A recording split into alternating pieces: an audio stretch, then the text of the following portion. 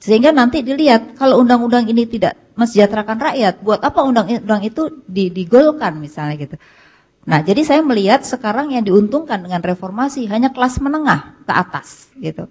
Segala sesuatu transaksional, rakyat hanya sebagai bagian dari korban.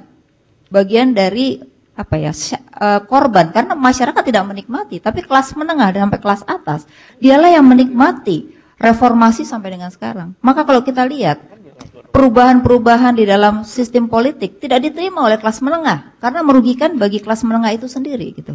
Jadi ini yang bisa saya sampaikan, ya mudah-mudahan kita atau DPR pun, nah ini juga data-data bisa diperlihatkan bahwa SD ke bawah 55%, menengah pertama 20, jadi total sampai dengan kelas pertama itu 75%, bayangkan. Jadi yang menikmati pendidikan bagus itu baru 25%, nggak meningkat dari zaman dulu sampai dengan zaman sekarang. Nanti juga bisa dilihat bukan hanya pendidikan, termasuk juga terus selain ini ada data tentang ini kemiskinan juga begitu, masih di double digit ya. Ini menunjukkan bahwa kemiskinan juga tidak berubah. Jadi pemekaran daerah seolah-olah masyarakatnya makin sejahtera, tidak. Justru makin habis dana untuk aparat dibandingkan untuk rakyat. Jadi kalau sebelum 98 8% dari GDP itu untuk rakyat anggaran. Sekarang rakyat itu hanya mendapat 3% dari GDP. Jadi bagaimana orang mau bayar pajak kalau seandainya masyarakat itu semakin tidak menikmati apa yang dia bayar. Terima kasih. Terima kasih Bu Violani. Nggak salah kan kita bilang ekonom favorit saya. Ya, mengingatkan tuh APBN memang sudah semakin banyak untuk membiayai birokrasi atau para politisi. Kemudian mengundang kepada profesor adalah Profesor Dadan Umar Dayhani. Silakan, Prof. Terima kasih. Assalamualaikum warahmatullahi wabarakatuh. Jadi sebenarnya saya diundang sama Bung Saganda ini susah nolak kalau diundang begitu ya, karena seniornya katanya begitu, bukan juniornya. Tapi kemudian saya dihadapkan pada 3 kebingungan. Pertama, bahwa saya bukan ekonom, saya bukan ahli hukum, tapi saya diminta untuk membedah buku mengenai hukum ekonomi. Kebingungan kedua adalah bukunya sangat tebal, dan ternyata ini adalah karena alasan Kompas. Hurufnya kecil-kecil, pada saat bulan puasa, habis sahur susah baca begitu ya. Udah tebal susah bacanya begitu kan. Itu kebingungan kedua. Kebingungan ketiga, yang terakhir ini adalah rupanya kita suruh membedah buku 440 halaman di waktu 5 menit dan dipimpin oleh provokator. Itu lebih celaka lagi. Jadi saya sebentar saja kita akan berbicara, tadi sudah banyak begitu. Rupanya betul dalam bukunya Pak Jimli ini adalah bahwa kita rupanya sudah punya tradisi undang-undang dari sejak lahirnya. Undang-undang konstitusi walaupun tidak dicetuskan. Jadi kita lihat dalam gambar ini Undang-Undang 45 dan sebagainya sebelum diamandemen, sudah diamandemen. Jadi kita sebenarnya sudah punya konstitusi ekonomi dari sejak lahir. Kalau saya dari Trisakti itu ingatnya dari Bung Karno tadi, Pak Fuad juga mengatakan sosio-demokratik gitu. Kalau kami dari Trisakti kan juga 3 kesaktian. Dalam pengertian berdaulat di bidang politik, kemudian berdikari di bidang ekonomi, dan berkebudayaan dalam kebudayaan. Jadi kalau kita cocok sekali dengan aliran Soekarno tadi sosio-demokratik, menerjemahkan konstitusi ekonomi sejak lahirnya. Tapi karena waktunya pendek, next slide saja. Nah ini saja barangkali gambar yang menarik gitu, yang provokatif gitu. Kita sudah punya konstitusi ekonomi sejak lahir. Bahkan perubahan-perubahan juga punya konstitusi ekonomi. Tapi persoalannya adalah kemana arah pembangunan Indonesia? Kita bertanya pada ekonom-ekonom, sudah jelaskah kita? Jadi kalau ada pertanyaan misalnya, apakah berbagai pasal dan butir-butir yang termaktub pada Undang-Undang 45 tersebut, baik yang secara eksplisit maupun implisit, sudah mampu mengatur, menata dan perekonomian nasional atau tidak? Itu barangkali pertanyaan mendasar yang perlu kita coba sampaikan. Berikutnya adalah, apakah butir-butir ini telah mampu memberikan arahan penataan perekonomian nasional secara jelas dan tegas, atau tidak? Pertanyaan berikutnya adalah, apakah tarik-menarik antara liberalisasi ekonomi dan ekonomi kerakyatan, atau neolib, kemudian Pak Lurah dan sebagainya, ini kebetulan gambarnya seperti Pak Fuad Bawazir, sosialistik atau versus liberalistik, begitu ya. Jadi ini memang cocok sekali dibayangkan, begitu. Ini adalah 2 tarik-menarik. 2 tarik-menarik ini sangat, stop aja di situ. Gambarnya situ aja untuk 5 menit, tidak perlu gambar yang lain. Mundur lagi satu aja. Bukan gambar yang tadi, gambar yang mundur aja, mundur. Nah, ini aja, berhenti di sini aja. Jadi kalau kita berbicara dalam konstitusi kita, tadi dengan 3 pertanyaan tadi sudah jelaskah kita kemana? Karena selama kita belum punya kejelasan arahnya kemana, tentu saja yang saya khawatirkan adalah sebentar lagi akan ada perang undang-undang. Jadi ada orang yang rajin membuat undang-undang, ada orang yang rajin menggagal undang-undang. akhirnya kita mau kemana? Ini yang barangkali juga kita tadi saya setuju sekali semua menyatakan bahwa kita kembali kepada konstitusi. Tetapi di dalam bab 4 dan bab 5 sangat menarik dikemukakan perdebatan yang tidak berakhir. Bahkan dikompromikan pun dalam pasal 33 ayat 1, 2, 3, 4, 5, kemudian pasal 34, 1, 2, 3, tetap saja yang di lapangan seperti apa, konstitusi seperti apa. Yang rajin membuat undang-undang juga kemana, yang rajin menggagalkan undang-undang juga kemana, begitu. Nah, itu kenyataannya terlihat dari, katakanlah, diamnya kita ini sendiri. Kalau kita lihat dari gambar-gambar angka-angka, misalnya kalau kita nyatakan, sementara daya saing, sementara menghadapi SCFTA, menghadapi macam-macam. Nah, barangkali di dalam pertemuan ini, karena para ekonom ada, para ahli hukum ada, tadi kita setuju sekali Pak Jimli ini appreciate terhadap buku ini, kemudian setuju bahwa kita berbicara ada ekonomi, hukum, kemudian juga dalam politik. Ini pembagiannya yang baik. Tetapi yang perlu secepatnya sekarang kita lakukan adalah bagaimana kita menginterpretasikan atau menjelaskan aturan-aturan ini sehingga ke depan kita memang mensejahterakan rakyat itu betul-betul. Tidak hanya sebagai ungkapan saja. Angka-angka tadi sudah dinyatakan. Pak Lurah sudah mengatakan, yang paling penting mau apapun, mau ke kiri, mau ke kanan, yang paling penting saya sejahtera.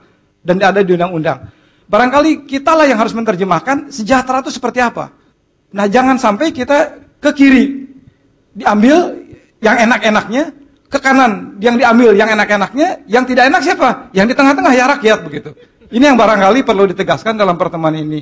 Itu saja barangkali 5 menit, mudah-mudahan tidak banyak 5 menit, karena kalau angka-angka terlalu banyak juga disampaikan, saya yakin Bapak Ibu sekalian juga sudah mengantongi angka-angka itu. Hanya pertanyaan kapital itu saja. Terima kasih.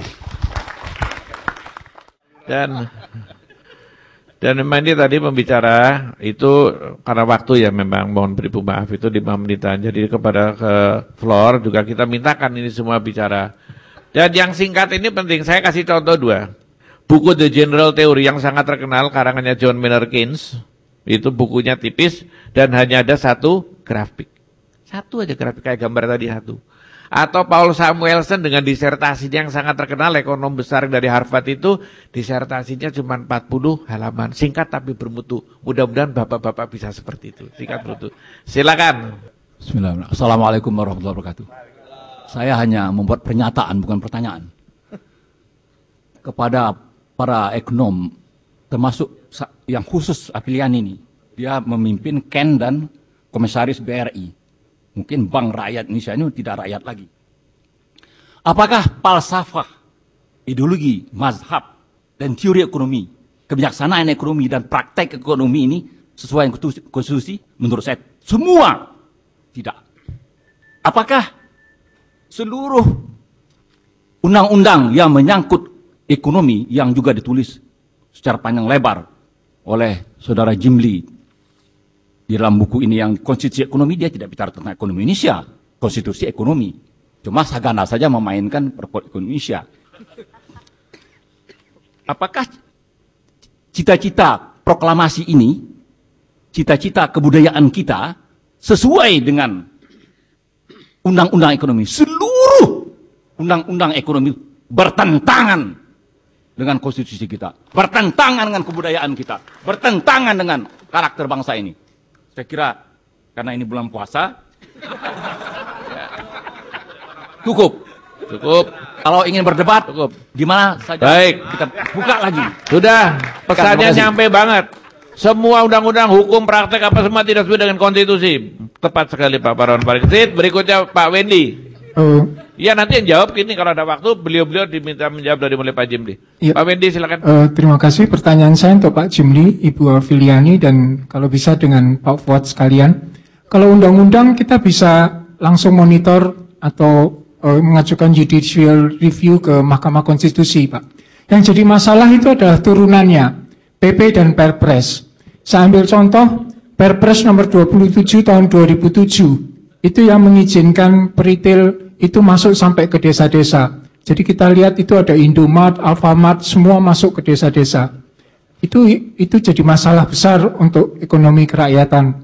Lalu misalnya PP nomor 2 tahun 2008, itu yang mengizinkan menyewa hutan seharga kerupuk itu Pak, 300 perak per hektar itu.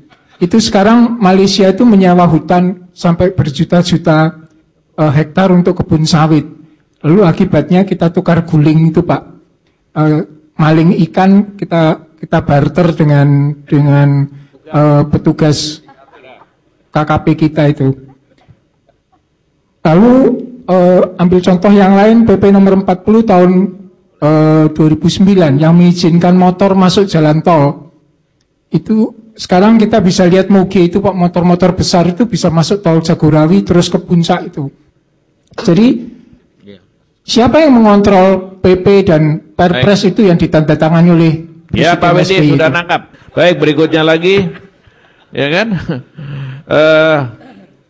Ladies sekarang, ayo Bini, bagaimana? Tadi, silakan. Kebetulan pertanyaannya sama Pak tadi. Jadi kalau judicial review, kemudian kan peraturan di bawahnya seperti undang-undang kelistrikan tuh ya Pak Jimli, itu kan Mahkamah Konstitusi mengabulkan judicial review, tapi kemudian tidak bisa dijalankan karena peraturan di bawahnya. Itu saja. Ya, ini perlu diketahui ya, bagi saya birokrat itu, kalau ada undang-undang, ada ini, macam-macam kan yang di bawah, terus saja pelaksana di bawah, yang paling dipegang dalam peraturan yang paling di bawah. Yang paling di bawah itu yang paling berwibawa, bukannya yang di atas. Berikutnya lagi, ya benar ini prakteknya begitu. Pak Karebet, silakan. Ya. Bismillahirrahmanirrahim. Assalamualaikum warahmatullahi wabarakatuh. Selamat dulu untuk Pak Jimli atas bukunya. Mudah-mudahan nanti saya pulang dapat 1. Kemudian saya ingin bertanya sesuai dengan judulnya, Konsentrasi dan Arah Perkembangan Ekonomi Indonesia. Beberapa pembahas tadi sudah menyatakan juga, dan saya sekilas membaca juga di bahasan yang tertulis di sini, kita sepertinya lebih sering berputar-putar pada persoalan dampak ekonomi yang kita lakukan, tapi kita tidak pernah masuk ke akar masalahnya.